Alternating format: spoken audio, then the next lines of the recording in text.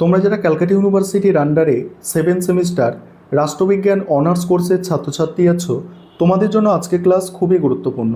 আজকের ক্লাসে তোমাদের ডিএসসিসি 18 পেপার অর্থাৎ major debate in post independence India এই পেপার থেকে গুরুত্বপূর্ণ প্রশ্ন উত্তর নিয়ে আলোচনা করব। ভালো করে মনোযোগ সহকারে আজকে ক্লাসটা দেখো। তোমরা দেখো, প্রথমেই থাকছে মডিউল 1 থেকে 20 নম্বরের প্রশ্ন। এখানে প্রশ্নটা কি আছে? ভারতের ভাষাগত ভিত্তিতে বা ভাষার ভিত্তিতে রাজ্য পুনর্গঠনের কারণ ও প্রভাবগুলি আলোচনা করো। আর এটি কি ভারতীয় যুক্তরাষ্ট্রীয় ব্যবস্থাকে শক্তিশালী করেছে? অ্যান্সারটা কিভাবে লিখবে বুঝে নাও। প্রথমে ইন্ট্রোডাকশন অর্থাৎ ভূমিকা। স্বাধীন ভারতের রাজনৈতিক ইতিহাসে ভাষাগত ভিত্তিতে রাজ্য পুনর্গঠন একটি অত্যন্ত যুগান্তকারী ও সংবেদনশীল ঘটনা। 1947 সালে স্বাধীনতা লাভের পর বহু ভাষা, ধর্ম ও সংস্কৃতির বৈচিত্র্যময়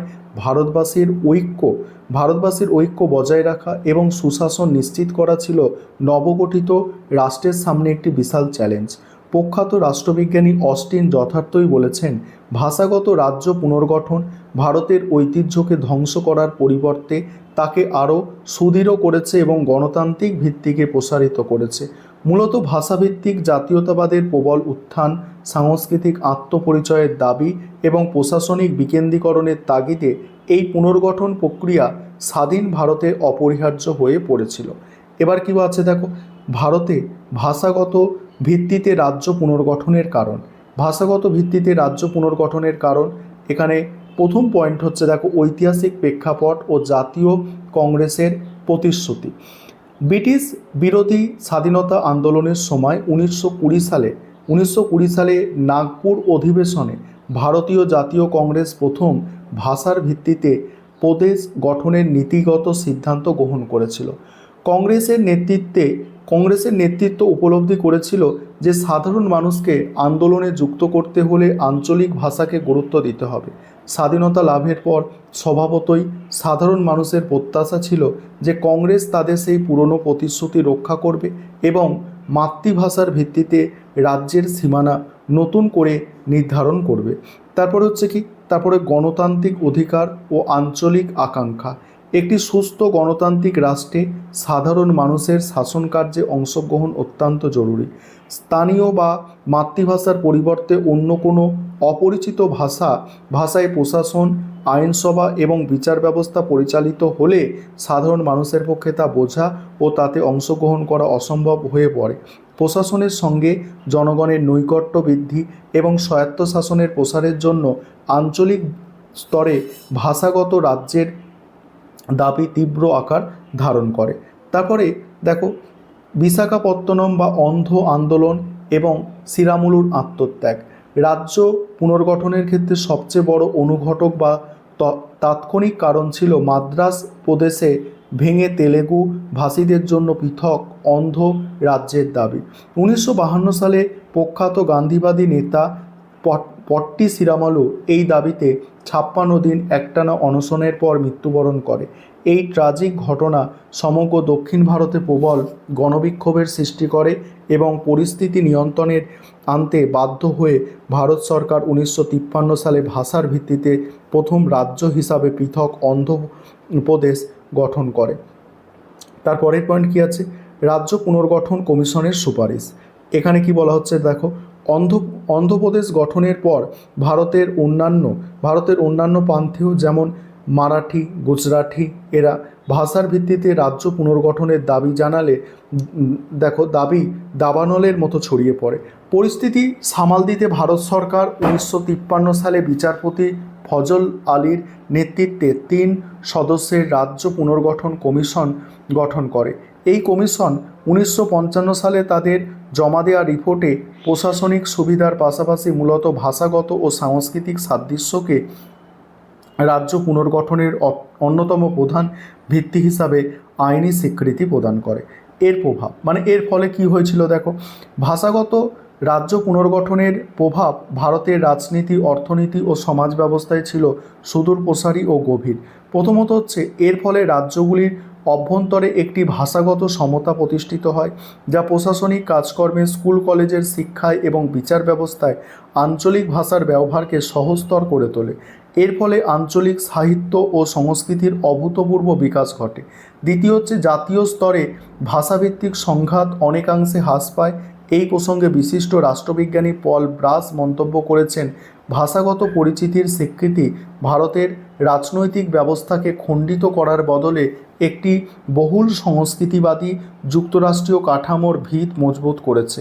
তৃতীয় হচ্ছে এই পুনর্গঠনের ফলে রাজনীতিতে আঞ্চলিক নেতৃত্ব ও আঞ্চলিক রাজনৈতিক দলগুলির উত্থান ঘটে, যা পরবর্তীকালে ভারতের জোট রাজনীতির সমীকরণকে গভীরভাবে প্রভাবিত করেছিল। তবে এর কিছু নেতিবাচক প্রভাবও ছিল, যেমন নতুন রাজ্যগুলির ভেতরে নতুন করে সংখ্যালঘু ভাষিক গোষ্ঠীগুলির মধ্যে বঞ্চনার ক্ষোভ সৃষ্টি হয়, যা পরবর্তীকালে বোম্বে রাজ্যের মারাঠি গুজরাটি বিভাজন বা পাঞ্জাবি হিন্দি বিতর্কের জন্ম দেয়। তারপরে কি বলা হচ্ছে দেখো, এটি কি ভারতীয় যুক্তরাষ্ট্রীয় ব্যবস্থাকে শক্তিশালী করে? দেখো, প্রাথমিক পর্বে জওহরলাল নেহরু ও সর্দার বল্লভভাই প্যাটেলের মতো অনেক শীর্ষস্থানীয় জাতীয় নেতা প্রবল আশঙ্কা করেছিল যে ভাষাগত রাজ্য পুনর্গঠন হয়তো ভারতকে খণ্ডিত করবে এবং এর ফলে সদ্যপ্রাপ্ত জাতীয় ঐক্য বিপন্ন হবে। কিন্তু দীর্ঘমেয়াদী ঐতিহাসিক ও রাজনৈতিক মূল্যায়নে স্পষ্ট প্রমাণিত হয় যে এই সিদ্ধান্ত ভারতীয় যুক্তরাষ্ট্রীয় ব্যবস্থাকে দুর্বল করার পরিবর্তে বহুলাংশে শক্তিশালী করেছে। ভারত রাষ্ট্র তার অভ্যন্তরীণ বৈচিত্র্যকে অস্বীকার বা অবদমন করার বদলে তাকে আইনি ও রাজনৈতিক স্বীকৃতি দিয়েছে। এই স্বীকৃতির ফলে বিচ্ছিন্নতাবাদী প্রবণতা হ্রাস পায় এবং বিভিন্ন ভাষিক গোষ্ঠী ভারতীয় রাষ্ট্রীয় কাঠামোর প্রতি গভীর আনুগত্য প্রদর্শন করে। সাধারণ মানুষ নিজেদের মাতৃভাষার প্রশাসনের সাথে যুক্ত হওয়ার সুযোগ পাওয়ায় তৃণমূল স্তরে গণতন্ত্রের শিকড় আরও গভীরে প্রবেশ করে। অর্থাৎ বৈচিত্র্যের মধ্যে ঐক্য এই নীতির বাস্তব প্রয়োগ ভারতের যুক্তরাষ্ট্রীয় কাঠামোকে এক অভাবনীয় নমনীয়তা ও দৃঢ়তা প্রদান করেছে, যা অনেক নবীন গণতন্ত্রেই বিরল। তারপর উপসংহারটা আর আলোচনা করছি না, উপসংহারটা দেখে নাও। তারপরে 5 নম্বর বা 10 নম্বরে আসতে পারে এই ধরনের প্রশ্নের উত্তর। দেখো দুটো। তার আগে একটা বিষয় তোমাদের বলবো, তোমাদের জন্য অনলাইন কোচিং ক্লাস চলছে। আমাদের সপ্তাহে 3 দিন করে ক্লাস হয়। তোমরা চাইলে আমাদের পেইড ব্যাচে অ্যাডমিশন নিতে পারো বা আমাদের থেকে স্টাডি মেটেরিয়াল অর্থাৎ PDF নোটসও কিনতে পারো। দেখো, এই প্রশ্নের উত্তরটা তোমরা দেখে নাও। এখানে প্রশ্নটা আছে, রাজ্য পুনর্গঠন কমিশন 1953 এর মূল সুপারিশগুলি কী ছিল? প্রথমে ইন্ট্রোডাকশন অর্থাৎ ভূমিকা। সেখানে কি বলা হচ্ছে দেখো, 1953 সালে ভারত সরকার বিচারপতি ফজলুল আলীর নেতৃত্বে একটি 3 সদস্যের রাজ্য পুনর্গঠন কমিশন গঠন করে। এই কমিশনের অপর দুই সদস্য ছিলেন KM পানিক্কর এবং এইচ এন কুঞ্জরু। স্বাধীন ভারতের প্রশাসনিক ও রাজনৈতিক কাঠামো পুনর্নির্ধারণে এবং ভাষাভিত্তিক রাজ্য গঠনে প্রবল দাবির প্রেক্ষিতে এই কমিশনের গঠন ও সুপারিশ ভারতের রাজনৈতিক ইতিহাসে অত্যন্ত তাৎপর্যপূর্ণ। এবার রাজ্য পুনর্গঠন কমিশনের সুপারিশগুলি দেখো। প্রথমত হচ্ছে কি, কমিশন কেবলমাত্র ভাষার ভিত্তিতে রাজ্য গঠনের দাবিকে সরাসরি প্রত্যাখ্যান করে। তারা জানায় যে এক ভাষা এক রাজ্য এই নীতি ভারতের ঐক্য ও অখণ্ডতার পক্ষে অত্যন্ত বিপজ্জনক হতে পারে। দ্বিতীয় হচ্ছে কি, কমিশন মনে করে যে প্রশাসনিক সুবিধা এবং জাতীয় নিরাপত্তার পাশাপাশি ভাষা এবং সংস্কৃতিকে রাজ্য সীমানা নির্ধারণের অন্যতম গুরুত্বপূর্ণ ভিত্তি হিসাবে মেনে নেওয়া উচিত। মানুষের সাংস্কৃতিক আত্মপরিচয়কে তারা মর্যাদা দেয়। তারপর হচ্ছে তৃতীয়ত কি, নতুন রাজ্য গঠনের ক্ষেত্রে অর্থনৈতিক স্বয়ংসম্পূর্ণতা, পঞ্চবার্ষিকী পরিকল্পনার সাফল্য এবং আর্থিক স্থায়িত্বকে বিশেষ গুরুত্ব দেওয়ার কথা বলা হয়। তারপরে সংবিধানে উল্লেখিত ক, খ, গ, ঘ এই 4 ধরনের রাজ্যের পূর্বতন বিভাজন বাতিল করার প্রস্তাব দেওয়া হয়। কমিশন সমগ্র দেশকে 16টি রাজ্য এবং 3টি কেন্দ্রশাসিত অঞ্চলে ভাগ করার সুপারিশ করেন। এই প্রসঙ্গে প্রখ্যাত রাষ্ট্রবিজ্ঞানী রজনী কোঠারি বলেছেন, ফজলুল আলী কমিশনের রিপোর্ট ভারতের বৈচিত্র্যের মধ্যে ঐক্যের ধারণাকে একটি বাস্তব ও আইনি প্রশাসনিক রূপ প্রদান করেছিল। এবার উপসংহার দেখো। উপসংহার দিয়ে তোমাদের প্রশ্নের উত্তর শেষ করতে হবে। তারপরে আজকের ক্লাসের শেষ প্রশ্ন, প্রান্তিকীকরণ বা সামাজিক বর্জনের ধারণাটি ব্যাখ্যা করো। দেখো, প্রান্তিকীকরণ বা সামাজিক বর্জন হলো এমন একটি জটিল কাঠামোগত প্রক্রিয়া যার মাধ্যমে সমাজের কোনো নির্দিষ্ট ব্যক্তি বা গোষ্ঠীকে তাদের ন্যায্য অধিকার এবং সুযোগ সুবিধা থেকে উদ্দেশ্য প্রণোদিতভাবে বঞ্চিত করে সমাজের মূল স্রোত থেকে দূরে সরিয়ে রাখা হয়। স্বাধীন ভারতের রাজনীতি ও সমাজতত্ত্বে এটি একটি অত্যন্ত প্রধান আলোচ্য বিষয়। তারপরে কি, তারপরে প্রান্তিকীকরণ ও সামাজিক বর্জনের মূল ধারণা। প্রথমত হচ্ছে সামাজিক বর্জন একটি বহুমাত্রিক প্রক্রিয়া। এর ফলে একটি নির্দিষ্ট প্রান্তিক গোষ্ঠী কেবল অর্থনৈতিক দিক থেকেই বঞ্চিত হয় না, বরং তারা রাজনৈতিক ক্ষমতাহীনতা এবং চরম সামাজিক বৈষম্যের শিকার হয়।